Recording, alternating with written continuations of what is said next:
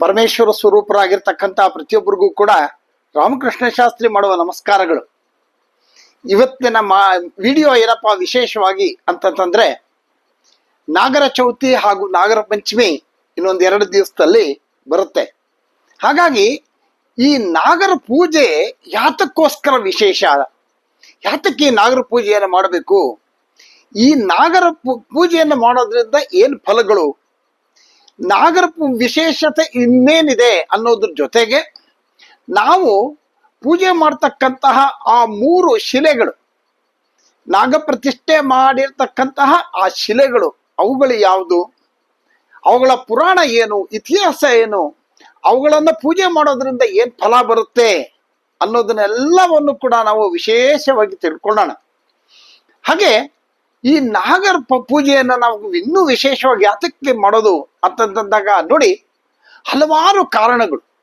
ನಮ್ಮ ಜೀವನದಲ್ಲಿ ನಾವು ಸರ್ಪಗಳಿಗೆ ತೊಂದರೆ ಕೊಟ್ಟಿರ್ತಕ್ಕಂಥದ್ದು, ಅಂದ್ರೆ ನಾವು ಯಾವ್ಯಾವುದೋ ಕಾರಣಗಳಿಂದ ಗೊತ್ತೋ ಗೊತ್ತಿಲ್ಲದೇನೋ ಏನ್ ಮಾಡಿರ್ತೀವಿ ಅಂತಂದ್ರೆ, ಒಂದೊಂದು ಸತಿ ಈ ಹಳ್ಳಿಗಳಲ್ಲಿ ಹಾಗೂ ಈ ಪಟ್ಟಣಗಳಲ್ಲಿ ಕೆಲವು ಸತಿ ಆ ಸರ್ಪಗಳು ಬರೋದುಂಟು. ಕಾರಣಾಂತರಗಳಿಂದ ಅದನ್ನ ಹೊಡೆದು ಕೊಂದು ಬಿಡ್ತಕ್ಕಂಥದ್ದು, ಹಾಗೆ ಸರ್ಪಗಳಿಗೆ ಹಿಂಸೆ ಮಾಡ್ತಕ್ಕಂಥದ್ದು. ಸುಮ್ಮನೆ ಹೋಗ್ತಾ ಇರುತ್ತೆ, ಅದಕ್ಕೆ ಕೋಲೋ ಗಿಲೋ ತಗೊಂಡು ತಿವಿಯುವಂಥದ್ದು. ಹಾಗೆ ಸತ್ತು ಬಿದ್ದಿರ್ತಕ್ಕಂತಹ ಆ ಒಂದು ಸರ್ಪವನ್ನ ದಾಟ್ತಕ್ಕಂಥದ್ದು, ಅಥವಾ ಸರ್ಪ ಇದ್ದು ಗೊತ್ತಿಲ್ದೇನೋ ಅದನ್ನ ದಾಟ್ತಿರ್ತಕ್ಕಂಥದ್ದು, ಹುತ್ತವನ್ನು ಹೊಡೆಯೋದು. ಈ ಮನೆಗೆನೆ ಕಟ್ಟೋ ಜಾಗದಲ್ಲಿ ಹುತ್ತುಗಳಿರುತ್ತೆ, ಆ ಹುತ್ತನ ಹೊಡೆದ್ಬಿಟ್ಟು ಮನೆ ಕಟ್ಬಿಡೋದು. ಅದಕ್ಕೆ ಏನ್ ಪರಿಹಾರ ಶಾಂತಿಗಳು ಮಾಡ್ಕೋಬೇಕು ಮಾಡಬೇಕು, ಅದಕ್ಕೆ ಬದಲಾಗಿ ಏನು ತಲೆ ಕೆಡಿಸ್ಕೊಳ್ಳಲ್ಲ, ಕಟ್ಟು ಅಂತ ಕಟ್ಬಿಟ್ಟಿರ್ತಾರೆ. ಹಾಗೆ ಜೊತೆಗೆ ಆ ಹುತ್ತಕ್ಕೆ ನೆರಳಾಗಿರ್ತಕ್ಕಂತಹ ಆ ಮರವನ್ನ ಕಡಿತಕ್ಕಂಥದ್ದು. ಈ ನೆರಳಿಂದ ಆ ಹುತ್ತ ಕಾಪಾಡ್ಕೊಳ್ತಾ ಇರುತ್ತೆ, ಹಾಗಾಗಿ ಅದನ್ನ ಕಡಿತಕ್ಕಂಥದ್ದು. ಹಾಗೆ ಸರ್ಪ ಅದು ಓಡಾಡ್ತಕ್ಕಂಥ ಜಾಗದಲ್ಲಿ ಮಲಮೂತ್ರಗಳನ್ನ ಮಾಡ್ತಕ್ಕಂಥದ್ದು. ಅಯ್ಯೋ ಎಲ್ಲ ಹೋಗ್ತಾ ಇರ್ತಾರೆ ರಸ್ತೆನಲ್ಲಿ, ಹೋಗ್ಬೇಕು ಅಂತ ಅನ್ನಿಸ್ದಾಗ ಅಲ್ಲಿ ಹೋಗಿ ಮಲಮೂತ್ರಗಳನ್ನ ಮಾಡ್ತಕ್ಕಂಥದ್ದು. ಆಮೇಲೆ ಎಲ್ಲೋ ಈ ಟೂರು ಗೀರು ಹೋಗಿರ್ತೀವಿ, ಹೋದಾಗ ಅಲ್ಲಿ ಊಟ ಉಪಚಾರಗಳು ಎಲ್ಲ ನಾವು ಮಾಡ್ಕೊಂಡ್ಬಿಟ್ಟು ಆ ಎಲೆ ತಿಂದಿರ್ತಕ್ಕಂಥ ಎಂಜಿಲ್ ಎಲೆನ ಅದ್ರ ಮೇಲೆ ಹಾಕ್ತಕ್ಕಂಥದ್ದು, ತಟ್ಟೆಗಳನ್ನ ಎಸಿತಕ್ಕಂಥದ್ದು, ಹೀಗೆ ಅನೇಕ ರೀತಿಯಾಗಿರ್ತಕ್ಕಂಥದ್ದನ್ನ ಮಾಡಿರ್ತೀವಿ. ಇಂತಹ ಅನೇಕ ತಪ್ಪುಗಳನ್ನ ಮಾಡಿದಾಗ ಏನಾಗಿದೆ, ಸರ್ಪದೋಷಗಳು ಹಾಗೆ ಸರ್ಪ ಶಾಪಗಳು ಬಂದು ತಗಲ್ಕೊಳುತ್ತೆ. ಈ ಒಂದು ಕಾರಣದಿಂದ ಏನಾಗತ್ತೆ ಅಂತಂದ್ರೆ, ನಾನಾ ರೀತಿಯಾಗಿರ್ತಕ್ಕಂತಹ ಚರ್ಮ ರೋಗಗಳಿಗೆ ಉಂಟಾಗತ್ತೆ.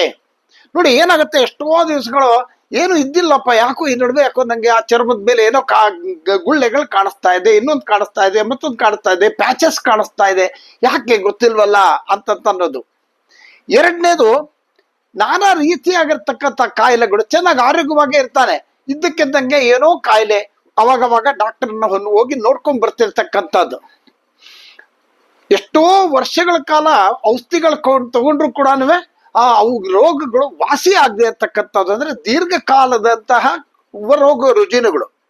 ಆಮೇಲೆ ಮಲ್ಕೊಂಡಿದ್ದಾಗ ಸ್ವಪ್ನಗಳಲ್ಲಿ ಸರ್ಪಗಳು ಕಾಣಿಸ್ಕೊಳ್ಳೋದು, ಸರ್ಪನ ಹೊಡಿತಿದ್ದಂಗೋ ಅಥವಾ ಸರ್ಪಕ್ಕೆ ಬಂದು ನಮ್ಮನ್ನ ಕಚ್ಚುತ್ತಿದ್ದ ಹಾಗೋ, ಓಡಿಸ್ಕೊಂಡು ಬರ್ತಿದ್ದಂಗೋ, ಏನೋ ಒಂದು ಸರ್ಪಗಳನ್ನ ನೋಡ್ತಕ್ಕಂಥದ್ದು. ಹೇಳ್ತಾರೆ ಎಷ್ಟೋ ಜನ, ಅಯ್ಯೋ ಸರ್ಪಗಳು ನೋಡಿದೆ, ಯಾವತ್ತು ಹಾವು ನೋಡಿದೆ, ಇದ್ ನೋಡಿದೆ, ಕನಸಲ್ಲಿ ಶಾಸ್ತ್ರಿಗಳೇ ನನಗೆ ಹಾವು ನೋಡಿದೆ, ಏನ್ ಮಾಡ್ಬೇಕು ಅಂತ. ಆಮೇಲೆ ಯಾವುದೋ ಒಂದು ಕಾರ್ಯವನ್ನ ಅಂದ್ಕೊಳ್ತಾ ಇರ್ತಾರೆ, ಅದು ನಿಧಾನ. ಮಕ್ಕಳ ಮದ್ವೆಗಳು ಅಂದ್ಕೊಂಡಿರ್ತಾರೆ, ಅದು ನಿಧಾನ ಆಗ್ತಾ ಇರುತ್ತೆ. ಇನ್ನೇನ್ ಆಯ್ತು ಆಯ್ತು ಆಯ್ತು ಅಂತ ಕ್ಯಾನ್ಸಲ್ ಆಗೋಗುತ್ತೆ, ನಿಧಾನ ಆಗೋಗಿರುತ್ತೆ. ಆಮೇಲೆ ಇದ್ದಕ್ಕಿದ್ದಂಗೆ ಏನೋ ಆಕ್ಸಿಡೆಂಟ್ ಆಯ್ತು ಅನ್ನೋದು, ಕೈ ಕಾಲಕ್ಕೆ ತೊಂದರೆ ಆಯ್ತು ಅನ್ನೋದು. ಆಮೇಲಿಂದ ಹಣಕಾಸಿನ ತೊಂದರೆ, ಯಾವುದೇ ಒಂದು ಹಣಕಾಸು ಬರಬೇಕು ಅಂದ್ರೆ ಆ ಹಣ ಬರೋದಿಲ್ಲ. ಹೀಗೆ ತೊಂದರೆಗಳು ಬಹಳ ಮನಸ್ಸಿಗೆ ಶಾಂತಿನೇ ಇಲ್ಲ, ಅಶಾಂತಿ ತುಂಬಿಕೊಂಡೇನೋ ಮನಸ್ಸಿಗೆ ಕೊರತೆ, ಬೇಜಾರಾಗ್ತಕ್ಕಂಥದ್ದು. ಆಮೇಲೆ ಶತ್ರುಬಾಧೆ, ಇದ್ದಕ್ಕಿದ್ದಂಗೆ ಯಾರೋ ಏನೋ ಸಣ್ಣದಾಗಿ ಮಾತಾಡಿರ್ತಾರೆ, ಅದೇ ದೊಡ್ಡದಾಗ್ಬಿಟ್ಟು ಶತ್ರುಗಳು ಉಂಟಾಗ್ತಕ್ಕಂಥದ್ದು. ಆಮೇಲೆ ವಿವಾಹ ಮಾಡಬೇಕು ಅಂತ ಅನ್ಕೊಂಡಿದ್ರೆ ಅವೆಲ್ಲ ನಿಧಾನ ಆಗ್ತಾ ಇರುತ್ತೆ. ಆಮೇಲೆ ವಿವಾಹ ಆಗದೆ ಇರ್ತಕ್ಕಂಥದ್ದು, ಮಕ್ಕಳಾಗದೆ ಇರ್ತಕ್ಕಂಥದ್ದು, ಗರ್ಭ ನಿಲ್ದೇ ಇರ್ತಕ್ಕಂಥದ್ದು, ಹಾಗೆ ಸಂತಾನವೇ ಇಲ್ಲದೆ ಇರ್ತಕ್ಕಂಥದ್ದು.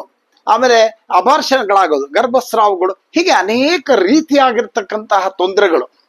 ಇದೆಲ್ಲ ನಾವು ಗೊತ್ತಿಲ್ಲದೇನೋ ನಾವು ನಮ್ಮಲ್ಲಿ ನಡೆದೋಗಿರ್ತಕ್ಕಂತಹ ಈ ಒಂದು ವಿಚಾರಗಳು. ಇದಕ್ಕೆ ಏನಪ್ಪ ಮಾಡಬೇಕು ಅಂತಂದಾಗ ಸರಿಯಾಗಿರ್ತಕ್ಕಂತಹ ಏನು ಜ್ಯೋತಿಷಿಗಳ ಹತ್ರ ಹೋದಾಗ ಅವ್ರು ನೋಡ್ಬಿಟ್ಟು ಹೇಳ್ತಾರೆ, ಅಪ್ಪ ನಿನಗೆ ಸರ್ಪಶಾಪ ಇದೆ, ನಿನಗೆ ಇಂತಹ ಏನು ರೋಗ ಉಂಟಾಗಿರೋದ್ರಿಂದ ನಿನ್ಗೆ ಈ ರೀತಿ ಆಗಿರ್ತಕ್ಕಂಥದ್ದಾಗಿತ್ತೆ, ಇದಕ್ಕೆ ಇದು ಮಾಡು ಅದು ಮಾಡು ಅಂತ ಹೇಳಿ ಹೇಳ್ತಕ್ಕಂಥದ್ದು. ಹಾಗೆ ಆಶ್ಲೇಷ ಬಲಿ ಅಥವಾ ಸರ್ಪ ಸಂಸ್ಕಾರ ಈ ಥರದ್ದನ್ನು ಮಾಡಿ ಸರಿಯಾಗಿರ್ತಕ್ಕಂತಹ ಒಂದು ರೀತಿಯಲ್ಲಿ ಮಾಡಿದ್ದೆ ಏನೋ ಒಂದು ಮಾಡಿದ್ವಿ ಅಂತ ಅನ್ನೋದಲ್ಲ, ಅದಕ್ಕೆ ಸರಿಯಾಗಿರ್ತಕ್ಕಂಥ ಪದ್ಧತಿಯಲ್ಲಿ ಮಾಡಿದ್ರೆ ಅದಕ್ಕೆ ಖಂಡಿತವಾಗ್ಲೂ ಕೂಡ ಪರಿಹಾರ ಆಗುತ್ತೆ ಅನ್ನೋ ಮಾತು. ಹಾಗೆ ಇದರಿಂದ ಈ ಒಂದು ನಾಗರ ವಿಚಾರವಾಗಿ ಬಂದಾಗ ನಾಗರ ಚೌತಿ ಮತ್ತೆ ನಾಗರ ಪಂಚಮಿ ಅಂದ ತಕ್ಷಣ ಪ್ರತಿಯೊಬ್ಬರು ಕೂಡ ಬಹಳ ಆಸಕ್ತಿ, ಭಯ, ಭಕ್ತಿ, ಶ್ರದ್ಧೆಯಿಂದ ಮಾಡ್ತಕ್ಕಂಥದ್ದು.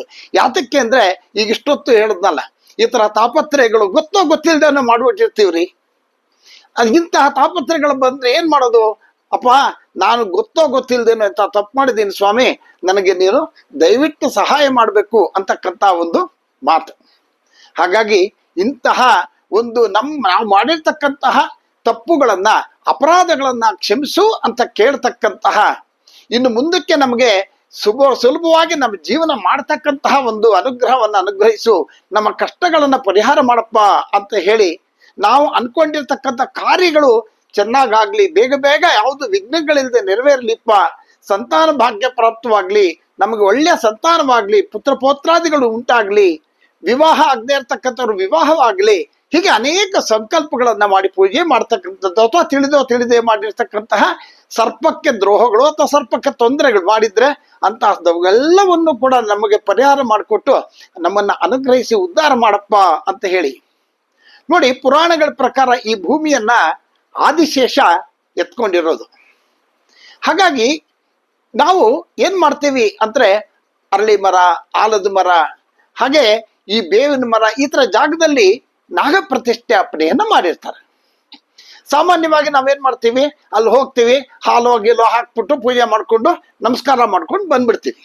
ಆದ್ರೆ ನಾವು ಅಲ್ಲಿರ್ತಕ್ಕಂತಹ ವಿಗ್ರಹಗಳು ಏನು, ಯಾತಕ್ಕೆ ಆ ವಿಗ್ರಹಗಳು ಆ ರೀತಿ ಇದೆ, ಆ ವಿಗ್ರಹಗಳ ವಿಚಾರ ಏನು, ಆ ವಿಗ್ರಹಗಳನ್ನು ಪೂಜೆ ಮಾಡಿದ್ರೆ ಫಲ ಏನು ಅನ್ನೋದನ್ನ ನಾವು ತಿಳ್ಕೊಳ್ಳೋದಕ್ಕೆ ಪ್ರಯತ್ನ ಮಾಡೇ ಇರೋದಿಲ್ಲ. ಹಾಗಾಗಿ ಈ ಒಂದು ವಿಡಿಯೋ ಮೂಲಕ ಆ ವಿಗ್ರಹಗಳ ವಿಚಾರ ಏನು, ಆ ವಿಗ್ರಹಗಳು ಯಾತಕ್ಕೆ 3 ವಿಗ್ರಹಗಳಿದೆ, ಅದರ ವೈಶಿಷ್ಟ್ಯತೆ ಏನು, ಪೂಜೆ ಮಾಡೋದ್ರಿಂದ ಏನ್ ಫಲ, ಆ ವಿಗ್ರಹಗಳಲ್ಲಿರ್ತಕ್ಕಂತಹ ದೇವತೆಗಳು ಯಾರು ಅನ್ನೋದನ್ನ ನಾವು ಇವತ್ತು ತಿಳ್ಕೊಂಡು ಈ ಒಂದು ವಿಚಾರವನ್ನ, ಅಂದ್ರೆ ಈ ಒಂದು ಪುರಾಣವನ್ನ, ಈ ಕಥೆಯನ್ನ ಯಾರು ಕೇಳ್ತಾರೋ ಅವರಿಗೆ ಯಾವ ನಾಗದೋಷಗಳು ಇರುತ್ತೋ ಅದರಿಂದ ಪರಿಹಾರ ಸಿಗುತ್ತೆ, ನಾಗರ ದೇವರ ಒಂದು ಅನುಗ್ರಹ ಆಗುತ್ತೆ ಅಂತಕ್ಕಂಥ ಮಾತನ್ನ ಕೂಡ ಹೇಳ್ತಾರೆ. ಹಾಗಾಗಿ ಇಂತಹ ಒಂದು ವಿಶಿಷ್ಟವಾಗಿರ್ತಕ್ಕಂತಹ ಒಂದು ದಿವಸದಲ್ಲಿ ಆ ನಾಗರ ಬಗ್ಗೆ ನಾವು ತಿಳ್ಕೊತಾ ಹೋಗೋಣ. ನಾನು ಈಗಾಗಲೇ ಹೇಳಿದಾಗೆ ಈ ನಾಗರ ಕಟ್ಟೆನಲ್ಲಿ 3 ವಿಗ್ರಹಗಳಿರುತ್ತೆ. ಮಧ್ಯದಲ್ಲಿ ಒಂದು ಸ್ತ್ರೀ ವಿಗ್ರಹ ಇರುತ್ತೆ, ಅದರಲ್ಲಿ ಕೆಳಗಡೆ ಹಾವಿನ ಒಂದು ಇದು, ಮೇಲ್ಗಡೆ ಸ್ತ್ರೀ. ಈ ದೇವಿ ಯಾರಪ್ಪ ಅಂತಂದ್ರೆ ಮಾನಸಾದೇವಿ ಅಂತ ಕರೀತಾರೆ. ಈ ದೇವಿಯ ದೇವಸ್ಥಾನ ಕೂಡ ನಾವು ಕಾಣಬಹುದು. ಹರಿದ್ವಾರದಲ್ಲಿ ಮಾನಸಾದೇವಿ ದೇವಸ್ಥಾನ ಇದೆ. ಹರಿದ್ವಾರಕ್ಕೆ ಹೋಗಿದ್ದಕ್ಕಂಥವ್ರು ಆ ಮಾನಸಾದೇವಿ ದರ್ಶನವನ್ನ ಖಂಡಿತ ಮಾಡಿರ್ತಾರೆ. ಯಾಕಂದ್ರೆ ಹರಿದ್ವಾರಕ್ಕೆ ಹೋದ್ರು ಅಂದ್ರೆ ಮಾನಸಾದೇವಿ ದರ್ಶನ ಮಾಡ್ತಕ್ಕಂಥದ್ದು ಅದ್ಭುತವಾಗಿರ್ತಕ್ಕಂಥ ಜಾಗ.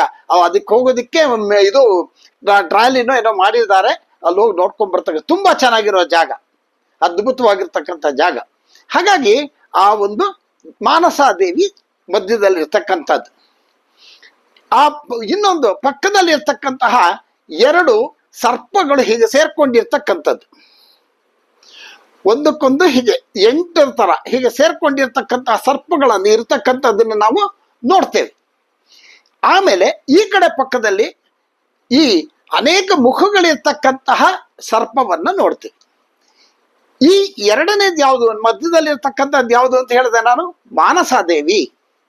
ಈ ಕಡೆ ಇರ್ತಕ್ಕಂಥದ್ದು ಯಾವ್ದಪ್ಪ ಅಂತಂತಂದ್ರೆ ಜರತ್ಕಾರು ಮತ್ತೆ ಮಾನಸಾದೇವಿ. ಈ ಜರತ್ಕಾರು ಮತ್ತೆ ಮಾನಸಾದೇವಿ ಇಬ್ರು ಕೂಡ ಪತಿ ಪತ್ನಿಯರು. ಇವ್ರ ಕಥೆ ನಾನು ಹೇಳ್ತೀನಿ ಈಗ. ಈ ಎರಡು ಒಟ್ಟಿಗೆ ಇರ್ತಕ್ಕಂಥದ್ದು, ಇದನ್ನು ಪೂಜೆ ಮಾಡಿದ್ರೇನು ಅನ್ನೋದನ್ನ ಕೂಡ ನಾನು ಹೇಳ್ತಾ ಹೋಗ್ತೇನೆ. ಈ ಕಡೆ ಇರ್ತಕ್ಕಂಥದ್ದು ಈ ಜರತ್ಕಾರು ಮತ್ತೆ ಮಾನಸಾದೇವಿಯ ಸುಪುತ್ರನಾಗಿರ್ತಕ್ಕಂತಹ ಆಸ್ತಿಕ ಮಹಾಮುನಿ ಅವನೇ. ಅವನ ವಿಚಾರವನ್ನು ನಾವು ಇವತ್ತು ಈ ವಿಡಿಯೋದಲ್ಲಿ ಸಂಪೂರ್ಣವಾಗಿ ದಾನವಾಗಿ ತಿಳ್ಕೊತಾ ಹೋಗೋಣ. ದಯವಿಟ್ಟು ಯಾರು ಕೂಡ ಈ ವಿಡಿಯೋವನ್ನ ಸ್ಕಿಪ್ ಮಾಡದೆ ಪೂರ್ತಿಯಾಗಿ ನೋಡಿ. ತುಂಬಾ ಒಳ್ಳೊಳ್ಳೆ ಇನ್ಫಾರ್ಮೇಶನ್ಸ್. ಹಾಗಾಗಿ ಪೂರ್ತಿಯಾಗಿ ಈ ವಿಷಯವನ್ನ ಕೇಳಿ ನಿಮಗೂ ಕೂಡ ಪ್ರತಿಯೊಬ್ಬರಿಗೂ ಕೂಡ ಆ ನಾಗದೇವತೆಯ ಅನುಗ್ರಹ ಆಗ್ಲಿ ಅಂತಾನೆ ಪ್ರಾರ್ಥನೆ ಮಾಡ್ತಾ ಇದ್ದೆ. ನೋಡಿ, ಈಗ ನಾವು ಇದಕ್ಕೆ ಬಂದ್ಬಿಡೋಣ. ಯಾವ ಯಾವ ವಿಚಾರವನ್ನು ತಿಳ್ಕೋಬೇಕು ಅನ್ನೋದಕ್ಕ ಅಂದ್ರೆ ಫಸ್ಟ್ ಆ ನಾಗರ ಕನ್ಯೆ ಏನಿದ್ದಾಳೆ, ನಾಗದೇವತೆ ಏನಿದ್ದಾಳೆ ಮಾನಸಾದೇವಿ, ಅವಳು ಯಾರು ಅನ್ನೋ ವಿಚಾರವನ್ನ ನಾವು ತಿಳ್ಕೊಳ್ಳೋಣ. ಮಾನಸಾದೇವಿ ಕಾಶ್ಯಪ ಮುನಿ ಮತ್ತೆ ಕದ್ರು ಅಂತಕ್ಕಂತಹ ಇಬ್ಬರು ದಂಪತಿಗಳ ಮಗಳು. ಕಾಶ್ಯಪ ಮುನಿಗೆ ಅನೇಕ ಜನ ಪತ್ನಿಯರು.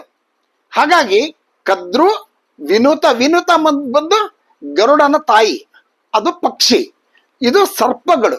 ಹಾಗಾಗಿ ಕದ್ರು ಅಂತಕ್ಕಂತಹ ಈ ಸ್ತ್ರೀ, ಈ ದೇವಿ, ಇವಳು ಎಲ್ಲ ಸರ್ಪಗಳಿಗೂ ಕೂಡ ತಾಯಿ.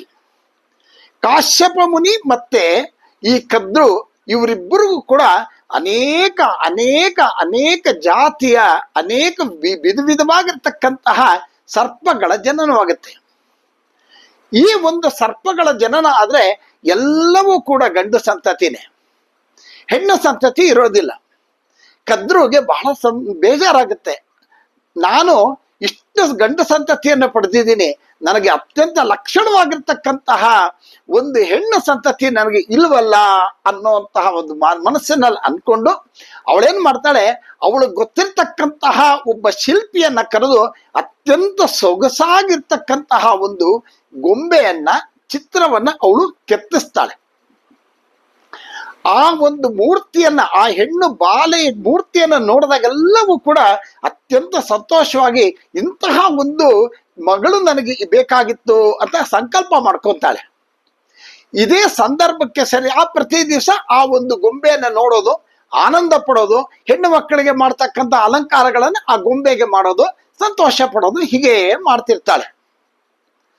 ಯಾವುದೋ ಒಂದು ಕಾರಣಕ್ಕೆ ಏನಾಗುತ್ತೆ, ಶಿವ ಪಾರ್ವತಿಯರು ಆನಂದದಿಂದ ಇರ್ತಕ್ಕಂತಹ ಸಂದರ್ಭದಲ್ಲಿ ಆ ಒಂದು ಸಂದರ್ಭದಲ್ಲಿ ಉಂಟಾದಂತಹ ಒಂದು ದ್ರವ ಈ ಗೊಂಬೆಯ ಮೇಲೆ ಬೀಳುತ್ತೆ.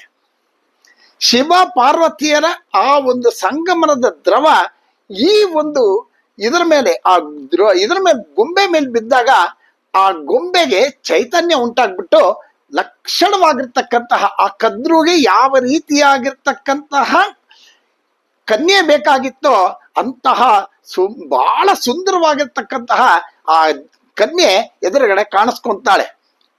ಕದ್ರುಗೆ ಅತ್ಯಂತ ಆಶ್ಚರ್ಯ ಆಗ್ಬಿಡುತ್ತೆ. ಹಾಗಾಗಿ ಇವಳು ಶಿವ ಮಾನಸ ಪುತ್ರಿ. ಹಾಗಾಗಿ ಇವಳು ಬಹಳ ಸಂತೋಷಗೊಂಡ್ತಾಳೆ. ನನಗಿಂತಹ ಒಂದು ಪುತ್ರಿ ಬೇಕು ಅಂತ ಕೇಳ್ಕೊತಿದ್ದೆ, ಆ ಪರಮೇಶ್ವರನ ಅನುಗ್ರಹದಿಂದ ನನಗೆ ಒಬ್ಬ ಮಗಳು ಸಿಕ್ಕದ್ಲು ಅಂತ ಅತ್ಯಂತ ಆನಂದ ಸಂತೋಷದಿಂದ ಅವಳು ಕಾಲ ಕಳೀತಿರ್ತಾಳೆ. ಈ ಸಂದರ್ಭದಲ್ಲಿ ಏನಾಗುತ್ತೆ, ಆ ಮಾನಸಾದೇವಿ ಅತ್ಯಂತ ಶ್ರೇಷ್ಠವಾಗಿರ್ತಕ್ಕಂತಹ ತಪಸ್ಸನ್ನ ಮಾಡ್ತಾ ಇರ್ತಾಳೆ. ಯಾಕೆಂತಂದ್ರೆ ಆಕೆ ಪರಮಶಿವ ಭಕ್ತೆ. ಹಾಗಾಗಿ ಅತ್ಯಂತ ಶ್ರೇಷ್ಠವಾಗಿರ್ತಕ್ಕಂತಹ ಇದನ್ನ ಮಾಡ್ತಾ ಇರ್ತಾಳೆ, ತಪಸ್ಸನ್ನ ಮಾಡ್ತಾಳೆ. ಯಾವಾಗ ಅವಳು ಆ ತಪಸ್ಸನ್ನ ಮಾಡ್ತಾ ಇದ್ದಾಳೋ ಅವಳ ಶರೀರ ಸ್ವಲ್ಪ ಕುಗ್ಗತ್ತೆ, ಸ್ವಲ್ಪ ಕೃಶವಾಗುತ್ತೆ, ನೋಡೋದಕ್ಕೆ ತುಂಬಾ ಕೃಶವಾಗಿ ಕಾಣಿಸ್ತಿರ್ತಾಳೆ ಆ ಮಾನಸಾದೇವಿ. ಈ ಕೃಶವಾಗಿರ್ತಕ್ಕಂತಹ ಆ ಶರೀರವನ್ನು ನೋಡಿದಂತಹ ಅವರ ಅಣ್ಣ ತಮ್ಮದಿರ್ತಾರಲ್ಲ, ವಾಸುಕಿ, ತಕ್ಷಕ, ಅವರೆಲ್ಲರೂ ಕೂಡ ಇವಳನ್ನ ಜರತ್ಕಾರು ಅಂತ ಕರೀತಾರೆ. ಜರತ್ಕಾರು ಅಂದ್ರೆ ಕೃಶವಾಗಿರ್ತಕ್ಕಂತಹ ಶರೀರ ಇರ್ತಕ್ಕಂತಹ ಆ ಒಂದು ಹೆಣ್ಣು. ಹಾಗಾಗಿ ಈ ಕೃಶವಾಗಿರ್ತಕ್ಕಂಥ ಶರೀರ ಇರ್ತಕ್ಕಂತಹ ಆ ಹೆಣ್ಣನ್ನ, ಆ ತನ್ನ ತಂಗಿಯನ್ನ, ಇವರೆಲ್ಲರೂ ಅಣ್ಣಂದ್ರು. ಯಾರು? ತಕ್ಷಕ, ಇವನು ಎಲ್ಲರೂ ಕೂಡ ಅವನ ಅಣ್ಣಂದ್ರು, ತಮ್ಮಂದ್ರು. ಹಾಗಾಗಿ ಅವಳನ್ನ ಜರತ್ಕಾರು ಅಂತ ಕರೀತಾರೆ. ವಾಸುಕಿ ಅವಳನ್ನ ಜರತ್ಕಾರು ಅಂತ ಕರೆದು ಸಂತೋಷ ಪಡ್ತಿರ್ತಾನೆ. ಇವಳಿಗೆ ಯಾತಕ್ಕೋಸ್ಕರ ಜರತ್ಕಾರು ಅಂತ ಅವ್ರು ಕರೆದ್ರು ಅಂತ ಅವ್ರಿಗೂ ಗೊತ್ತಿರೋದಿಲ್ಲ. ಎಲ್ಲ ದೈವೇಚ್ಛೆ ನಡೀಲಿ ಅಂತ ಅವಳನ್ನ ಜರತ್ಕಾರು ಅಂತ ಕರಿತಿರ್ತಾರೆ. ಹೀಗೆ ಕಾಲ ಕಳೀತಾ ಇದೆ. ಇಲ್ಲಿ ಇನ್ನೊಂದು ಏನಾಗತ್ತೆ ಅಂತಂದ್ರೆ, ಆ ಕನ್ಯೆ ಹೆಸರು ಯಾತಕ್ಕೆ ಜರತ್ಕಾರು ಅಂತ ಕರೆದ್ರು ಅನ್ನೋದಕ್ಕೆ ಇದಕ್ಕೆ ಸಂಬಂಧಪಟ್ಟಂತಹ ಇನ್ನೊಂದು ಕತೆ ಹೊರಡತ್ತೆ. ಈ ಒಂದು ಯಾಯವರ ಅಂತಕ್ಕಂತಹ ಒಂದು ವಂಶದಲ್ಲಿ ಅತ್ಯಂತ ಶ್ರೇಷ್ಠನಾಗಿರ್ತಕ್ಕಂತಹ ಒಬ್ಬ ಮುನಿ ಇರ್ತಾನೆ. ಅವನಿಗೆ ಮದುವೆ ಅದ್ರ ಬಗ್ಗೆ, ಗೃಹಸ್ಥಾಶ್ರಮದ ಬಗ್ಗೆ ಅವನಿಗೆ ಯಾವುದೇ ರೀತಿಯಾಗಿರ್ತಕ್ಕಂಥ ಒಲವು ಇಲ್ಲ, ಪ್ರೀತಿ ಇಲ್ಲ. ಅವ್ರಿಗೇನಂದ್ರೆ, ನಾನು ಜಪ ಮಾಡಬೇಕು, ತಪಸ್ಸು ಮಾಡಬೇಕು, ಶ್ರೇಷ್ಠವಾಗಿರ್ತಕ್ಕಂಥದ್ದನ್ನ ನಾನು ಗಳಿಸ್ಬೇಕು ಅನ್ನೋದೇ ಅವನಿಗೆ ಅತ್ಯಂತ ಉತ್ಕೃಷ್ಟವಾಗಿರ್ತಕ್ಕಂಥ ಬಯಕೆ ಇರುತ್ತೆ. ಹಾಗಾಗಿ ಅವನ ಅನೇಕ ವರ್ಷಗಳ ಕಾಲ ಅತ್ಯಂತ ಶ್ರೇಷ್ಠವಾದ ಘೋರವಾಗಿರ್ತಕ್ಕಂಥ ತಪಸ್ಸನ್ನ ಮಾಡ್ತಾ ಇರ್ತಾನೆ. ಈ ತಪೋ ಮಹಿಮೆಯಿಂದ ಅಥವಾ ತಪಸ್ಸು ಮಾಡಿದ್ರಿಂದ ಅವನ ಶರೀರ ಕೂಡ ಸ್ವಲ್ಪ ಕೃಶವಾಗಿರುತ್ತೆ. ಇವನ ಹೆಸರು ಕೂಡ ಜರತ್ಕಾರು ಅಂತ ಹೇಳಿ. ಹೀಗೆ ಅನೇಕ ವರ್ಷಗಳ ಕಾಲ ಈ ಜರತ್ಕಾರು ತಪಸ್ಸು ಮಾಡ್ತಾ ಇರ್ತಾನೆ. ಅನೇಕ ಶಕ್ತಿಗಳನ್ನು ಅವನು ಸಂಪಾದನೆ ಮಾಡ್ತಾನೆ. ಅವನ ಪದ್ಧತಿ ಪ್ರಕಾರ ಈ ಜರತ್ಕಾರು ಏನ್ ಮಾಡ್ತಾನೆ, ಭಿಕ್ಷೆಗೆ ಹೋಗ್ತಾನೆ. ಸಾಮಾನ್ಯವಾಗಿ ಈ ಮುಂಜಿನಲ್ಲಿ ಹೇಳ್ತಾರೆ, ನೀನು ಗುರು ಸೇವೆಯನ್ನ ಮಾಡಬೇಕು, ಗುರು ಸೇವೆಯನ್ನ ಮಾಡಿ ಅವನಿಗೆ ಅಲ್ಲಿ ಭಿಕ್ಷೆಯನ್ನ ಎತ್ತಬೇಕು ಹಾಗೆ ಅಂತೇಳಿ. ಆ ಮುಂಜಿನಲ್ಲಿ ಭವತಿ ಭಿಕ್ಷಾಂದೇಹಿ ಭವಾನ್ ಭಿಕ್ಷಾಂ ದದಾತು ಹೀಗೆ ಹೇಳಿ ಹೇಳಿಸ್ತಾರೆ. ಹಾಗೆ ಅವನು ಆ ಪದ್ಧತಿಯನ್ನು ಇಟ್ಕೊಂಡಿರ್ತಕ್ಕಂತಹ ಆ ಜರತ್ಕಾರು ಏನ್ ಮಾಡ್ತಾನೆ, ಪ್ರತಿನಿತ್ಯ ಒಬ್ಬೊಬ್ಬರ ಮನೆಗೆ ಹೋಗೋದು, ಭಿಕ್ಷೆಯನ್ನ ಕೇಳ್ತಕ್ಕಂಥದ್ದು. ಭಿಕ್ಷೆಯನ್ನ ಕೇಳಿ ತಾನು ಸ್ವೀಕಾರ ಮಾಡ್ತಿರ್ತಕ್ಕಂತಹ ಒಂದು ಸಂದರ್ಭ. ಹಾಗೆ ಈ ಒಂದು ಭಿಕ್ಷೆಯನ್ನ ಕೇಳ್ಕೊಂಡು ಬಂದಾಗ ಯಾರ ಮನೆ ಹತ್ರ ಬರ್ತಾನೆ ಅಂತಂದ್ರೆ, ವಾಸುಕಿ ಮನೆ ಹತ್ರ ಬರ್ತಾನೆ. ಇದೇ ಸಂದರ್ಭಕ್ಕೆ ಸರಿಯಾಗಿ ವಾಸುಕಿ ಕೂಡ ತನ್ನ ತಂಗಿಯಾಗಿರ್ತಕ್ಕಂಥ ಜರತ್ಕಾರು, ಅವಳೇ ಮಾನಸಾದೇವಿ, ಅವಳಿಗೆ ವಿವಾಹವನ್ನು ಮಾಡಬೇಕು ಅಂತ ಅವನು ಅನ್ಕೊಂತ ಇರ್ತಾನೆ. ಆಗ ಈ ಜರತ್ಕಾರು ಮುನಿ ಈ ವಾಸುಕಿ ಮನೆ ಹತ್ರ ಹೋಗಿ ಭಿಕ್ಷವನ್ನ ಬೇಡ್ತಾನೆ. ಯಾವಾಗ ಈ ಜರತ್ಕಾರ ಮುನಿ ವಾಸುಕಿ ಮನೆ ಹತ್ರ ಹೋಗಿ ಭಿಕ್ಷೆಯನ್ನ ಬೇಡ್ತಾನೋ, ಆ ಮುನಿಯನ್ನ ನೋಡಿ ಅತ್ಯಂತ ಸಂತೋಷವನ್ನು ಹೊಂದಿದಂತಹ ಆ ವಾಸುಕಿ ಹೇಳ್ತಾನೆ, ನನ್ನ ತಂಗಿಯನ್ನೇ ನಿನಗೆ ಭಿಕ್ಷೆ ಹಾಕೊಟ್ಬಿಡ್ತೇನೆ, ಮದುವೆ ಮಾಡ್ಕೋ ನೀನು ಅಂತ ಹೇಳ್ತಾನೆ. ಯಾವಾಗ ಈ ಮಾತನ್ನ ಹೇಳ್ತಾನೋ, ಅವನು ಒಂದು ಮಾತನ್ನ ಹೇಳ್ತಾನೆ. ಯಾರು? ಜರತ್ಕಾರು. ಇದ್ರ ಹಿಂದೆ ಒಂದು ವಿಶೇಷವಾಗಿರ್ತಕ್ಕಂಥ ಮಾಹಿತಿ ವಿಶೇಷವಾಗಿರ್ತಕ್ಕಂಥ ಒಂದು ವಿಚಾರ ನಡೆದೋಗಿರುತ್ತೆ. ಏನು ಅಂದ್ರೆ, ಈ ಜರತ್ಕಾರು ಮುನಿ ಅನೇಕ ದಿವಸಗಳು, ವರ್ಷಗಳ ಕಾಲ ತಪಸ್ಸು ಮಾಡ್ತಾ ಕಾಡಲ್ಲೇ ಅಲಿತಾ ಇರ್ತಾನೆ. ಕಾಡಲ್ಲಿ ಅಲಿತಿರ್ತಕ್ಕಂಥ ಸಂದರ್ಭದಲ್ಲಿ ಏನಾಗುತ್ತೆ ಅಂತಂತಂದ್ರೆ, ಒಂದು ಮರದ ಮೇಲ್ಗಡೆ ಈ ಹೆಬ್ಬೆಟ್ಟಗಾತ್ರ ಇರ್ತಕ್ಕಂತಹ ಶರೀರಗಳು, ಅಂದ್ರೆ ಅವ್ರು ಆಗ್ಲೇ ಮೃತ್ಯು ಹೊಂದಿರ್ತಾರೆ, ಸೂಕ್ಷ್ಮ ಶರೀರಗಳು ಒಂದು ಬಳ್ಳಿಗೆ ನೇತಾಕೊಂಡು ಆ ಮರದ ಕೊಂಬೆಗೆ ನೇತಾಡ್ತಾ ಇರುತ್ತವೆ. ಆ ಕೊಂಬೆಯನ್ನ ಒಂದು ಇಲಿ ಕಡಿತಾ ಇರುತ್ತೆ. ಆಗ ಇವನು ಆ ರಸ್ತೆನಲ್ಲಿ ಬರ್ತಾ ಇದ್ದಾನೆ. ಬಂದಾಗ ಆ ಒಂದು ಸೂಕ್ಷ್ಮ ಶರೀರದಲ್ಲಿ ಇರ್ತಕ್ಕಂತಹವ್ರನ್ನ ನೋಡ್ತಾನೆ. ನೋಡಿ ಕೇಳ್ತಾನೆ, ಅಯ್ಯ ನೀವುಗಳು ಯಾರು, ಏನ್ ಸಮಾಚಾರ ಅಂತ ಕೇಳ್ತಾನೆ. ನೀವ್ ಯಾಕೆ ಹೀಗಿದ್ದೀರಿ ಅಂತ ಕೇಳಿದಾಗ ಆ ಸೂಕ್ಷ್ಮ ಶರೀರದಲ್ಲಿ ಇರ್ತಕ್ಕಂತಹ ಆ ಪಿತೃ ದೇವತೆಗಳು ಅವರು ಇವನು ಕುರಿತು ಹೇಳ್ತಾರೆ, ಅಯ್ಯ ನಾವು ಯಯಾವರ ಅಂತಕ್ಕಂತಹ ಒಂದು ವಂಶದವರು, ನಮಗೆ ಜರತ್ಕಾರು ಅಂತಕ್ಕಂತಹ ಒಬ್ಬ ವಂಶಸ್ಥ ಹುಟ್ಟಿದಾನೆ.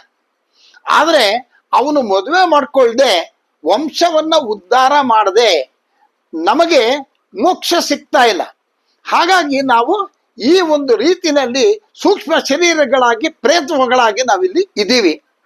ಕಾಲ ಅಂತಕ್ಕಂತಹ ಆ ಇಲಿ ಆ ಕೊಂಬೆಯನ್ನ ಕಡಿತಾ ಇದೆ.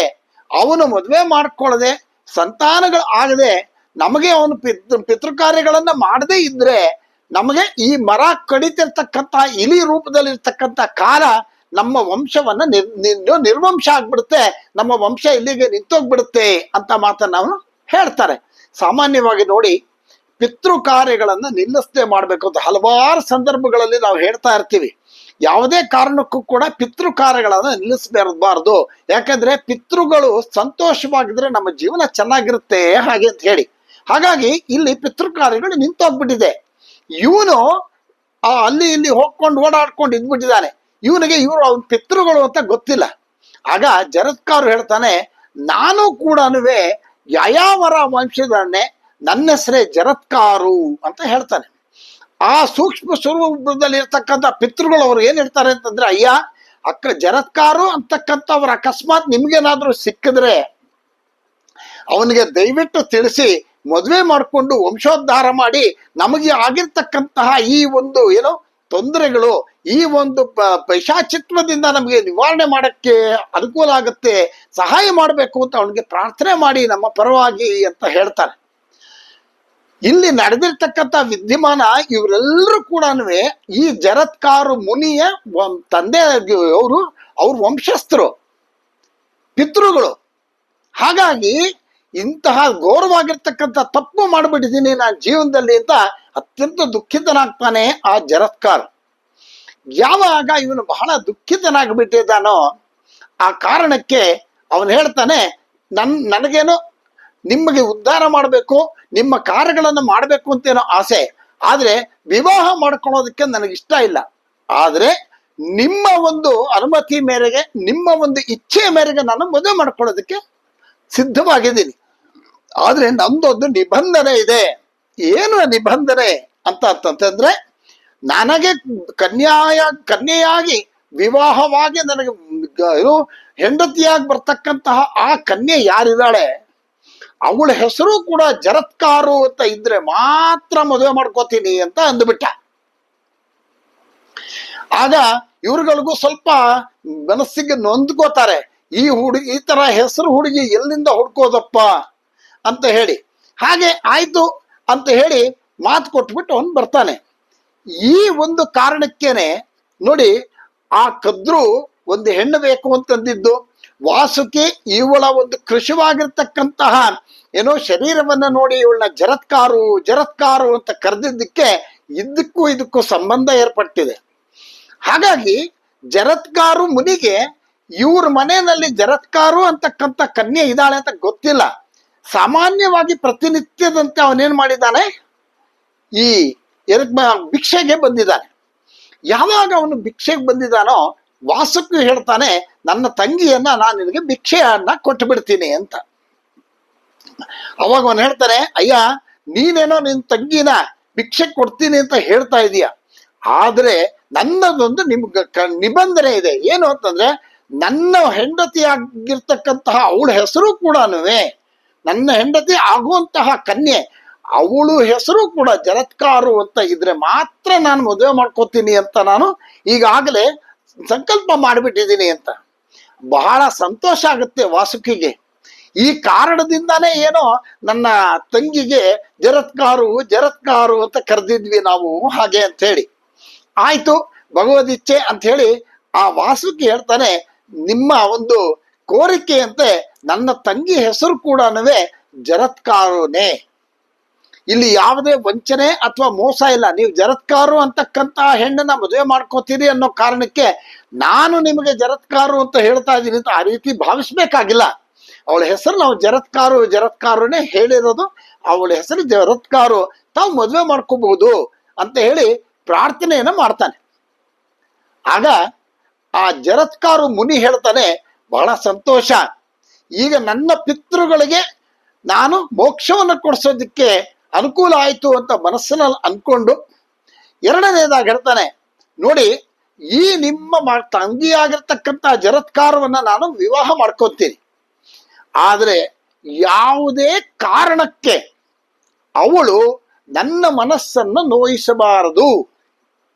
ಹಾಗೇನಾದ್ರೂ ನನ್ನ ಮನಸ್ಸನ್ನ ನೋಯಿಸಿದ್ದೇ ಆದ್ರೆ ನಾನು ಆ ತಕ್ಷಣ ಅವಳನ್ನು ಬಿಟ್ಟು ನಾನು ತಪಸ್ಸಿಗೆ ಹೊರಟೋಗ್ಬಿಡ್ತೀನಿ ಅನ್ನೋ ಮಾತನ್ನು ಅವನು ಹೇಳ್ತಾನೆ. ಯಾವಾಗ ಈ ಮಾತನ್ನು ಹೇಳಿದ್ನೋ ಅವನು ವಾಸುಕಿ ಒಪ್ಕೊಂತಾನೆ ಆಗಬಹುದು ಅಂತ ಹೇಳಿ. ಈ ಒಂದು ನಿಬಂಧನೆಗಳನ್ನ ಒಪ್ಕೊಂಡು ಅವರಿಬ್ಬರಿಗೂ ಕೂಡ ವಿವಾಹವನ್ನ ಏರ್ಪಾಡು ಮಾಡ್ತಾರೆ.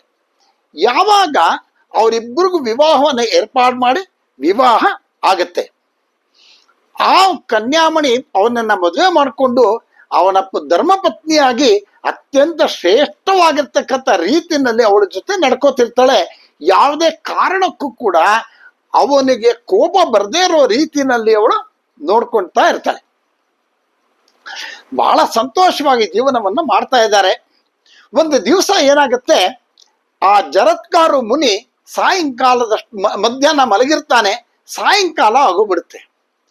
ಯಾವಾಗ ಇಲ್ಲಿ ಸಾಯಂಕಾಲ ಆಗೋಗ್ಬಿಡ್ತೋ ಇವಳಿಗೆ ತನ್ನ ಗಂಡನಾಗಿರ್ತಕ್ಕಂತಹವನು ಸಾಯಂ ಸಂಧ್ಯಾ ವಂದನೆಯನ್ನ ಮಾಡಬೇಕು, ಸಾಯಂಕಾಲ ಮಾಡ್ಬೇಕಾಗಿರ್ತಕ್ಕಂಥ ನಿತ್ಯ ಕರ್ಮಗಳನ್ನ ಮಾಡಬೇಕು, ಅದರಿಂದ ಅವನು ವಂಚಿತನಾಗ್ಬಿಡ್ತಾನೇನೋ ಅನ್ನುವಂತಹ ಒಂದು ಅವಳಿಗೆ ಗಾಬರಿ ಆಗತ್ತೆ, ಭಯ ಆಗತ್ತೆ.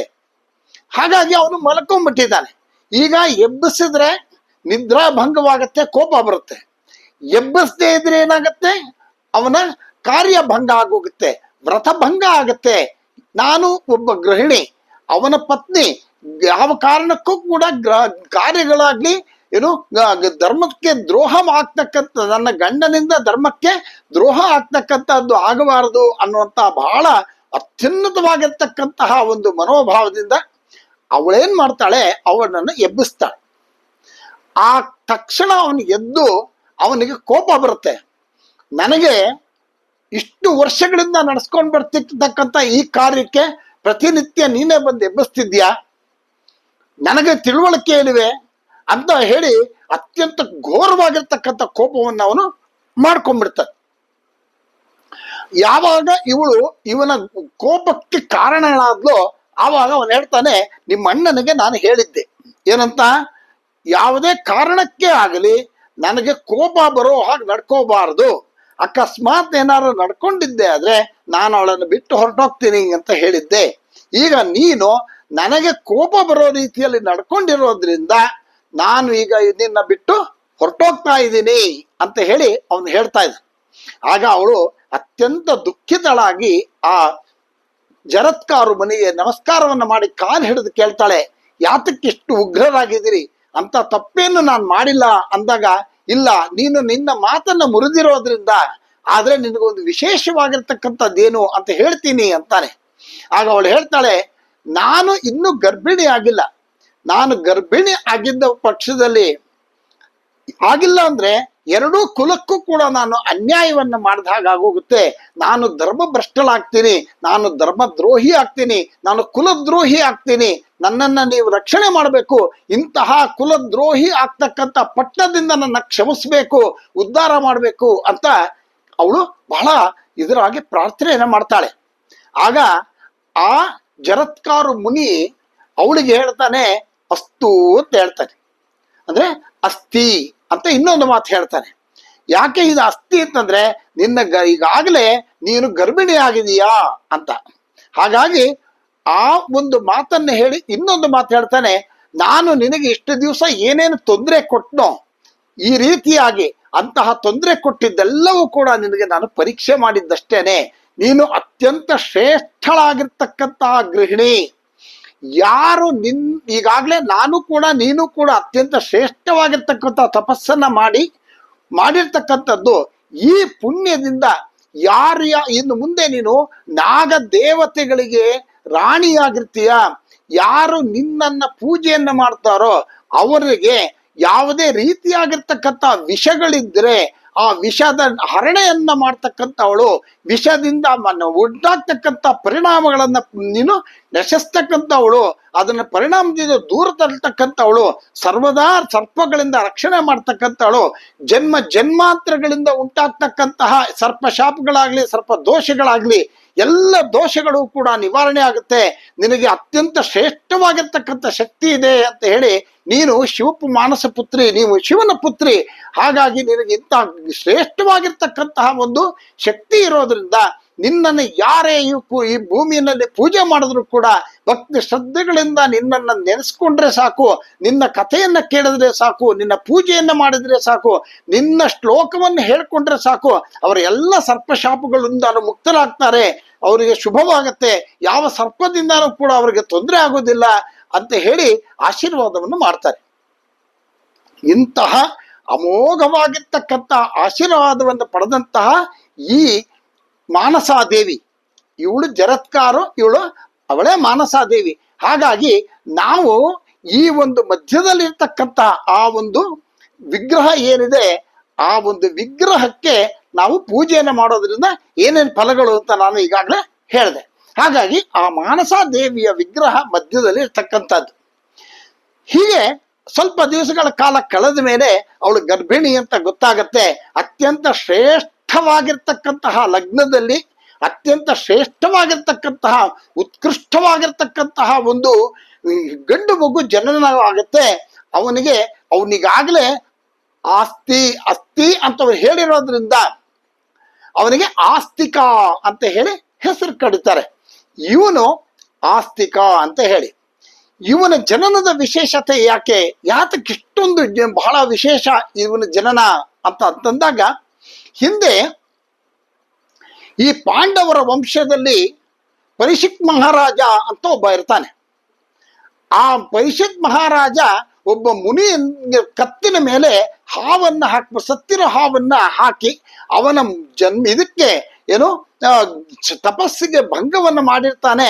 ಹಾಗಾಗಿ ಆ ಮುನಿಯ ಮಗನಿಂದ ಇವನಿಗೆ ಶಾಪ ಇರುತ್ತೆ, ನಿನಗೆ ಸರ್ಪದಿಂದ ಇನ್ನೊಂದು ವಾರದಲ್ಲಿ ನಿನಗೆ ಸರ್ಪ ಕಚ್ಚಿ ಸಾಯ್ಬೇಕು, ತಕ್ಷಕನಿಂದ ನೀನು ಸಾಯಿ ಅಂತ ಹೇಳಿ ಶಾಪವನ್ನು ಕೊಟ್ಟಿರ್ತಾನೆ. ಈ ಶಾಪಗ್ರಸ್ತನಾಗಿರ್ತಕ್ಕಂತಹ ಇವನು ಹಾಗೆ ಒಂದು ವಾರದಲ್ಲಿ ಅವನಿಗೆ ತಕ್ಷಕನಿಂದ ಮರಣ ಹೊಂದಿಬಿಡ್ತಾನೆ. ಈ ವಿಚಾರ ಅವನ ಮಗನಾಗಿರ್ತಕ್ಕಂತಹ ಜನಮೇಜಯನಿಗೆ ಗೊತ್ತಾಗತ್ತೆ. ಈ ಜನಮೇಜಯ ಏನ್ ಮಾಡ್ತಾನೆ, ಉತ್ತುಂಗ ಅಂತಕ್ಕಂಥ ಒಬ್ಬನ ಪರಿಚಯ ಮಾಡಿಕೊಂಡು ಅವನು ಶ್ರೇಷ್ಠವಾಗಿರ್ತಕ್ಕಂಥ ಎಲ್ಲವನ್ನು ತಿಳಿದಿರ್ತಕ್ಕಂಥವನು, ಅವನ ಜೊತೆ ಸೇರ್ಕೊಂಡು ಆ ಉತ್ತುಂಗಂಗೆ ಏನಾಗತ್ತೆ, ಅವನಿಗೆ ಸರ್ಪಗಳ ಕಂಡ್ರೆ ಆಗಲ್ಲ, ಸರ್ಪಗಳ ದ್ವೇಷಿ ಅವನು.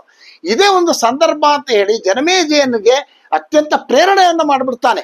ಅವನಿಗೆ ಸರ್ಪಯಾಗವನ್ನ ಮಾಡು, ನಾನ್ ಮಾಡಿಸ್ತೀನಿ ಅಂತ ಹೇಳಿ ಸರ್ಪಯಾಗವನ್ನ ಮಾಡಿಸ್ತಾನೆ.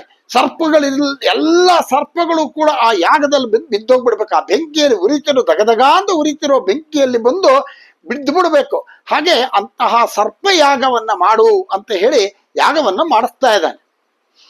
ಈಗ ಏನು ಮಂತ್ರಗಳು ಹೇಳ್ತಾ ಇದ್ದಾರೆ, ಸರ್ಪಕುಲ ಒಂದಕ್ಕೊಂದು ಅವನ್ ಯಾವ್ಯಾವ ಹೆಸರು ಹೇಳಿ ಸರ್ಪ ಅಂತ ಕರೀತಾನೋ ಎಲ್ಲ ಸರ್ಪಗಳು ಕೂಡ ಬಂದು ಅದರಲ್ಲಿ ಬಿದ್ದು ಸುಟ್ಟು ಹೋಗ್ತಾ ಇದೆ, ಭಸ್ಮವಾಗ್ಬಿಡ್ತಾ ಇದೆ. ಆಗೇನಾಗತ್ತೆ, ತಕ್ಷಕನನ್ನ ಅವನು ಕರಿಬೇಕು. ಯಾವಾಗ ತಕ್ಷಕನನ್ನ ಕರಿಬೇಕು ಅಂದಾಗ ಒಬ್ಬೊಬ್ಬರಾಗಿ ಇವರು ಕರೀತಾ ಇದ್ದಾನೆ, ಬರ್ತಾ ಇದ್ದಾರೆ. ಎಲ್ಲವೂ ಕೂಡ ಬಂದು ಆ ಇದರಲ್ಲಿ ಬಿದ್ದೋಗ್ಬಿಟ್ಟಿದ್ದಾರೆ. ಈಗ ಅವರೇ ಮಾಡ್ತಾರೆ, ನೋಡ್ತಾರೆ, ಏನಪ್ಪಾ ಇದು, ಎಲ್ರು ಬಿದ್ದೋದ್ರು. ಆದ್ರೆ ತಕ್ಷಕನ್ನ ಕರೀತಾರೆ, ತಕ್ಷಕಾಯ ಸ್ವಾಹ ಅಂತ ಹೇಳ್ತಾನೆ. ಏನೇ ಆದ್ರೂ ತಕ್ಷಕ ಬರೋದೇ ಇಲ್ಲ. ಏನಾಗೋಗಿದೆ ಅಲ್ಲಿ ಅಂತಂದ್ರೆ, ತಕ್ಷಕ ಹೋಗಿ ದೇವೇಂದ್ರನ ಸಿಂಹಾಸನಕ್ಕೆ ಸುತ್ತಾಕೊಂಡ್ಬಿಟ್ಟಿರ್ತಾನೆ. ಇಲ್ಲಿ ತಕ್ಷಕನ್ನ ಕರೆದು ಆಹುತಿಗೆ ಹಾಕ್ತಾರೆ, ಅವನು ಬರ್ತಾ ಇಲ್ಲ. ಇಲ್ಲಿ ಕೂತಿರ್ತಕ್ಕಂಥ ಉತ್ತುಂಗ ತನ್ನ ಜ್ಞಾನದಿಂದ ನೋಡ್ತಾನೆ, ಇವನು ಎಲ್ಲಿ ಹೋಗೋದು ಅಡ್ಕೊಂಡಿದ್ದಾನೆ ಅಂತ ನೋಡಿದಾಗ ಅವನ ಜ್ಞಾನದಲ್ಲಿ ಗೊತ್ತಾಗತ್ತೆ, ಅವನು ದೇವೇಂದ್ರನ ಒಂದು ಸಿಂಹಾಸನಕ್ಕೆ ಅವನು ಸುತ್ತಾಕೊಂಡ್ಬಿಟ್ಟಿದ್ದಾನೆ. ಆದ್ರಿಂದ ಅವನು ಅಲ್ಲಿಂದ ದೇವೇಂದ್ರ ಅವನಿಗೆ ರಕ್ಷಣೆ ಕೊಟ್ಟಿದ್ದಾನೆ. ಹಾಗಾಗಿ ಅವನು ಬರ್ತಾ ಇಲ್ಲ ಅಂತ ಹೇಳಿ, ಮಾಡ್ತೀನಿರು ಅಂತ ಹೇಳಿ ದೇವೇಂದ್ರನ ಸಹಿತ ಕರೆಸ್ಬಿಡ್ತೀನಿರು ಅಂತ ಹೇಳಿ ಅವನೇನ್ ಮಾಡ್ತಾನೆ, ಒಂದು ಮಂತ್ರವನ್ನು ಹೇಳ್ತಾನೆ, ಸ ಇಂದ್ರಾಯ ತಕ್ಷಕಾಯ ಸ್ವಾಹ ಅಂತ ಹೇಳ್ಬಿಡ್ತಾನೆ. ಇಂದ್ರನ ಜೊತೆನಲ್ಲಿ ತಕ್ಷಕನ ಬಂದು ಬಿದ್ದೋಗ್ಬಿಡ್ಲಿ ಬೆಂಕಿ ಮೇಲೆ ಅಂತ. ಯಾವಾಗ ಈ ಒಂದು ಇದು ನಡೆಯುತ್ತೋ ಆಗ ಇಂದ್ರನಿಗೆ ಭಯ ಆಗ್ಬಿಡುತ್ತೆ. ದಗದಗ ಅಂತ ಎಷ್ಟೋ ಶಾಸ್ತ್ರಗಟ್ಲೆ ಈ ಹಾವುಗಳು ಇದೆಲ್ಲ ಸರ್ಪಗಳೆಲ್ಲ ಹೋಗಿ ಆ ಬೆಂಕಿಲ್ ಬಿದ್ದೋಗಿದೆ. ಇವನು ಕರೆದು ಬಿಟ್ಟಿದ್ದಾನೆ, ಇಂದ್ರ ಸಹಿತವಾಗಿ ಬಂದು ನೀನು ಬಿದ್ದೋಗು ತಕ್ಷಕ ಅಂತ ಮಂತ್ರ ಹೇಳ್ಬಿಟ್ಟಿದ್ದಾನೆ. ಅವನು ಅಲ್ಲಿಂದ ದಡ ಅಂತ ಬರ್ತಾ ಇದ್ದಾನೆ.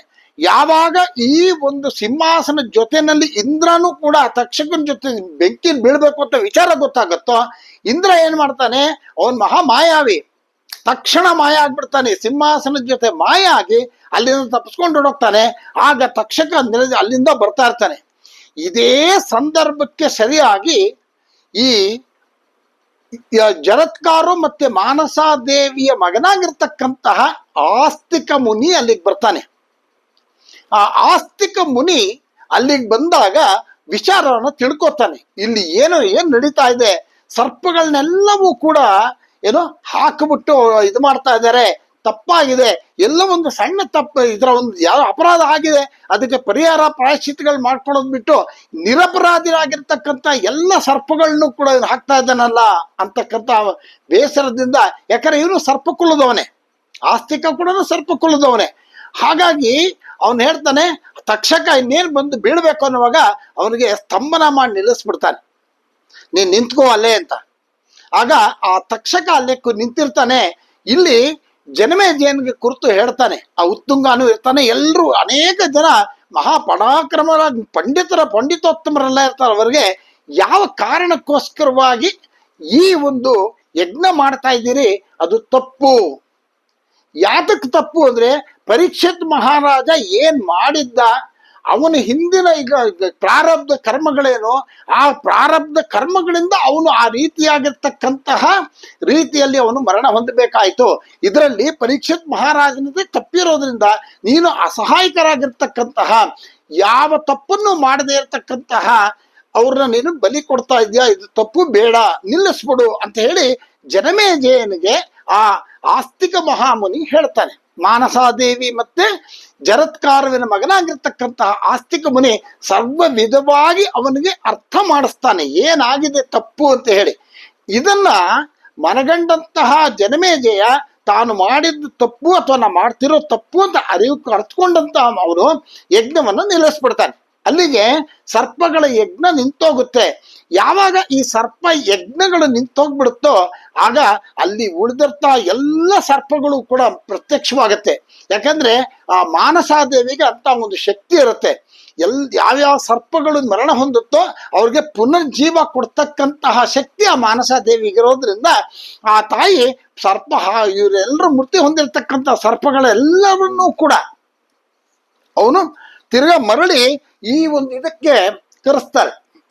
ಆವಾಗ ಮರಣ ಹೊಂದಿರತಕ್ಕಂಥದ್ದೆಲ್ಲವೂ ಕೂಡ ಎದ್ದು ನಿಂತ್ಕೊಂಡು ಕೈ ಮುಗಿದು ಆ ಆಸ್ತಿಕನಿಗೆ ನಮಸ್ಕಾರವನ್ನು ಮಾಡುತ್ತೆ. ಆಗ ಆ ಸರ್ಪಕುಲ ಏನ್ ಹೇಳುತ್ತೆ ಅಂತಂದ್ರೆ, ಯಾರು ಇನ್ನು ಮುಂದೆ ಮನುಷ್ಯರಾದಿಯಾಗಿ ಯಾರಾದರೂ ಆಗ್ಲಿ, ದೇವತೆಗಳಾಗಿರ್ಬೋದು, ಇನ್ನೊಬ್ಬರಾಗಿರ್ಬೋದು, ಮತ್ತೊಬ್ಬರಾಗಿರ್ಬೋದು, ಯಾರು ನಿನ್ನನ್ನ ನೆನೆಸ್ಕೊಂಡು ಭಕ್ತಿ ಶ್ರದ್ಧೆಗಳಿಂದ ಪೂಜೆ ಮಾಡ್ತಾರೋ, ಮಾನಸಾದೇವಿ ಹಾಗೂ ಜರತ್ಕಾರು ಹಾಗೂ ಈ ಸರ್ಪ ರೀತಿಯಲ್ಲಿರ್ತಕ್ಕಂಥವ್ರು, ಹಾಗೆ ಈ ಜರತ್ಕಾರವನ್ನ ಪೂಜೆಯನ್ನು ಮಾಡ್ತಾರೋ ಅವ್ರಿಗೆ ಸರ್ವ ವಿಧವಾಗಿರ್ತಕ್ಕಂತಹ ದೋಷಗಳು ನಿವಾರಣೆ ಆಗುತ್ತೆ. ಎರಡನೇದಾಗಿ, ಯಾರಿಗೆ ಈ ಒಂದು ಸರ್ಪಗಳು ಎದುರುಗಡೆ ಕಂಡ್ರು ಕೂಡ ಏನು ಆಗಬಾರದು ಅನ್ನೋದಾದ್ರೆ ಈ ಮಂತ್ರವನ್ನ ಹೇಳಬೇಕು ಅಂತ ಕೂಡ ಅವರು ಹೇಳ್ತಾರೆ. ಎಲ್ಲರೂ ಕೂಡ ಆಶೀರ್ವಾದವನ್ನು ಮಾಡ್ತಾರೆ. ಈ ಒಂದು ಆಸ್ತಿಕರನ್ನ ನೆನೆಸ್ಕೊಂಡ್ರೆ, ಮಾನಸಾದೇವಿಯನ್ನ ನೆನೆಸ್ಕೊಂಡಾಗ ಈ ಒಂದು ಸರ್ಪಗಳ ಬಾಧೆಯಾಗ್ಲಿ, ಸರ್ಪಗಳಿಂದ ಉಂಟಾಗ್ತಕ್ಕಂತಹ ತೊಂದರೆಗಳಾಗ್ಲಿ ಇರೋದಿಲ್ಲ ಅಂತ ಹೇಳಿ ಈ ಆಶೀರ್ವಾದವನ್ನು ಮಾಡ್ತಾರೆ. ಈಗ ಆ ಒಂದು ಸರ್ಪಗಳು ಎದುರುಗಡೆ ಬಂದಾಗ ಯಾವ ಶ್ಲೋಕವನ್ನು ಹೇಳಬೇಕು ಅಂತ ಹೇಳ್ತಾರೆ ಅಂದ್ರೆ, ಸರ್ಪ ಮಹಾಸರ್ಪ ಗಚ್ಚ ಸರ್ಪ ಮಹಾವಿಷಃ ಜನಮೇ ಜಯಸ್ಯ ಯಜ್ಞಾಂತೆ ಆಸ್ತಿಕ ವಚನಂ ಸ್ಮರ.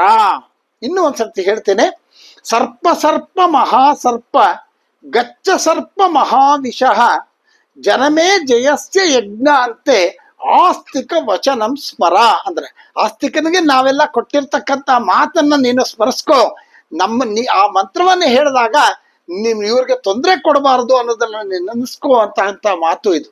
ಹಾಗಾಗಿ ಯಾರು ಈ ಶ್ಲೋಕವನ್ನು ಹೇಳ್ತಾರೋ ಅವರಿಗೆ ಈ ಸರ್ಪ ದೋಷಗಳಿಂದ ಉಂಟಾಗ್ತಕ್ಕಂತಹ ಬಾಧೆಗಳು ನಿವಾರಣೆ ಆಗುತ್ತೆ ಅಂತ ಹೇಳ್ತಾರೆ. ಹಾಗಾಗಿ ಈ ಕಥೆನಲ್ಲಿ ಏನ್ ಹೇಳುತ್ತೆ, ಯಾರು ಈ ಮಧ್ಯದಲ್ಲಿರ್ತಕ್ಕಂಥ ಈ ಮೂರು ವಿಗ್ರಹಗಳೇನಿದೆ, ಮಧ್ಯದಲ್ಲಿರ್ತಕ್ಕಂತಹ ಆ ವಿಗ್ರಹ, ಎರಡನೇದು ಬಂದು ಈ ಕಡೆ ಅವರಿಬ್ರು ಜೊತೆಲಿ ಇರ್ತಕ್ಕಂತಹ ವಿಗ್ರಹ. ಮೂರನೇದು ಈ ಆಸ್ತಿಕನ ಅನೇಕ ಮುಖಗಳಿರ್ತಕ್ಕಂತಹ ಹೆಡೆಗಳಿರ್ತಕ್ಕಂತಹ ವಿಗ್ರಹ. ಇದು ಮೂರನ್ನು ಪೂಜೆ ಮಾಡಬೇಕು. ಯಾರಿಗೆ ಈ ಸರ್ಪ ದೋಷಗಳಿರುತ್ತೋ ಅಂಥವರು ಈ ಮಾನಸಾದೇವಿಯ ಅನುಗ್ರಹದಿಂದ ಶುಭವನ್ನು ಹೊಂದುತ್ತಾರೆ. ಯಾರಿಗೆ ಇದು ಏನು ಪತಿ ಪತ್ನಿಯರ ಮಧ್ಯ ವಿರಸ ಇರುತ್ತೆ, ಮನಸ್ಸಿನಲ್ಲಿ ಬಹಳ ಒಬ್ರಿಗೊಬ್ರಿಗೆ ಬೇಜಾರಿರುತ್ತೆ, ಪತಿ ಪತ್ನಿಯರಲ್ಲಿ ಏನೋ ಒಂದು ಕಾಟ, ಒಬ್ರಿಗೊಬ್ರಿಗೆ ಆಗೋದೇ ಇಲ್ಲ, ಅವ್ರ ಮಾತು ಇವ್ರಿಗಾಗಲ್ಲ, ಇವ್ರ ಮಾತು ಅವ್ರಿಗಾಗಲ್ಲ, ಹೀಗೆ ಒಬ್ರಿಗೊಬ್ರಿಗೆ ವಿರಸವನ್ನ ಇಟ್ಕೊಂಡಿದ್ರೆ ಸಂತಾನಗಳು ಹೇಗಾಗತ್ತೆ. ಹಾಗಾಗಿ ಈ ಒಂದು ವಿರಸಗಳಿದ್ದರೆ ಈ ಎರಡು ಸರ್ಪಗಳಿರ್ತಕ್ಕಂಥದ್ದು ಯಾರು ಮಾನಸಾದೇವಿ ಮತ್ತೆ ಜರತ್ಕಾರು, ಇವರಿಬ್ರು ಇರ್ತಕ್ಕಂಥ ಜೋಡಿ ಸರ್ಪವನ್ನು ಪೂಜೆ ಮಾಡಿದ್ರೆ, ಅದಕ್ಕೆ ಬಹಳ ಸಂತೋಷವಾಗಿ ಭಕ್ತಿ ಶ್ರದ್ಧೆಯಿಂದ ಮಾಡಿದ್ರೆ ಪತಿ ಪತ್ನಿಯರ ವಿರಸಗಳು ನಿವಾರಣೆ ಆಗುತ್ತೆ. ಹಾಗೆ ಈ ನಾಗನ ಜರತ್ಕಾರುವಿನ ಪೂಜೆಯನ್ನ ಆಸ್ತಿಕನನ್ನ ಪೂಜೆ ಮಾಡಿದಾಗ ಸರ್ಪ ದೋಷಗಳ ನಿವಾರಣೆ ಆಗುತ್ತೆ, ಸಂತಾನ ಪ್ರಾಪ್ತಿ ಆಗುತ್ತೆ. ನಾನು ಈ ವಿಡಿಯೋ ಬಿಗಿನಿಂಗ್ ಅಲ್ಲೇ ಅಂದ್ರೆ ಮೊದಲೇ ಹೇಳ್ತಲ್ಲ, ಅನೇಕ ರೀತಿಯಾಗಿರ್ತಕ್ಕಂಥ ಕಾರಣಗಳು, ಅಂತಹ ಕಾರಣಗಳಿಂದ ಉಂಟಾಗ್ತಕ್ಕಂತಹ ಎಲ್ಲ ದೋಷಗಳು ನಿವಾರಣೆಯಾಗಿ ಉತ್ತಮವಾಗಿರ್ತಕ್ಕಂಥ ಜೀವನವನ್ನ ನಡೆಸ್ಬೋದು ಅಂತ ಹೇಳ್ತಾ ಇದ್ದಾರೆ. ಹಾಗೆ ಈ ಮಾನಸ ದೇವಿಗೆ 12 ನಾಮಗಳು, 12 ನಾಮಗಳಿದೆ. ಆ ಶ್ಲೋಕವನ್ನು ಹೇಳಿದಾಗ ಆ ಮಾನಸ ದೇವಿಗೆ ಅತ್ಯಂತ ಸಂತೋಷ ಆಗುತ್ತಂತೆ. ಈ ನಾಗರ ಪಂಚಮಿ ದಿವಸ ಈ ಶ್ಲೋಕವನ್ನು ಹೇಳ್ಕೊಂಡು ನೀವು ಆ ಮಧ್ಯದಲ್ಲಿರ್ತಕ್ಕಂಥ ನಾಗದೇವಿ ಆಗಿರ್ತಕ್ಕಂಥ ಮಾನಸ ದೇವಿಗೆ ಪೂಜೆಯನ್ನ ಮಾಡಿ ಸಂತೋಷವನ್ನು ಪಡ್ತಾಳೆ. ನೋಡಿ ಆ ಮಂತ್ರ ಏನ್ ಹೇಳುತ್ತೆ ಅಂದ್ರೆ, ಜರತ್ಕಾರ ಜಗದ್ಗೌರಿ ಮಾನಸ ಸಿದ್ಧಯೋಗಿನಿ ವೈಷ್ಣವಿ ನಾಗ ಭಗಿನಿ ಶೈವಿ ನಾಗೇಶ್ವರಿ ತಥಾ ಜರತ್ಕಾರ ಪ್ರಿಯ ಆಸ್ತಿಕ ಮಾತ ವಿಷಹರತಿ ಚ ಮಹಾಜ್ಞಾನಯುತ ಚೈವ ಸಾ ದೇವಿ ವಿಶ್ವಪೂಜಿತ. ಇನ್ನೊಂದ್ಸರ್ತಿ ಹೇಳ್ತೀನಿ, ಜರತ್ಕಾರ ಜಗದ್ಗೌರಿ ಮಾನಸ ಸಿದ್ಧಯೋಗಿನಿ ವೈಷ್ಣವಿ ನಾಗಭಗಿನಿ ಶೈವಿ ನಾಗೇಶ್ವರಿ ತಥಾ ಜರತ್ಕಾರ ಪ್ರಿಯ ಆಸ್ತಿಕ ಮಾತಾ ವಿಷಹರೀತಿ ಚ ಮಹಾಜ್ಞಾನಯುತ ಚೈವ ಸಾದೇವಿ ವಿಶ್ವಪೂಜಿತ. ಇದನ್ನ ಹೇಳ್ಕೊಂಡು ಆ ದೇವಿಗೆ ಪೂಜೆಯನ್ನ ಮಾಡಿ, ಎಲ್ರಿಗೂ ಕೂಡ ಆ ನಾಗರ ಪಂಚಮಿ ಹಾಗೂ ನಾಗರ ಚೌತಿ ದಿವಸ ಆ ತನಿ ಎರೆದು ಪೂಜೆಯನ್ನ ಮಾಡಿ ಪ್ರತಿಯೊಬ್ಬರಿಗೂ ಕೂಡ ಆ ಜಗನ್ಮಾತೆ ಆ ನಾಗದೇವಿಯ ಏನೋ ಅನುಗ್ರಹ ಖಂಡಿತ ಆಗ್ಲಿ.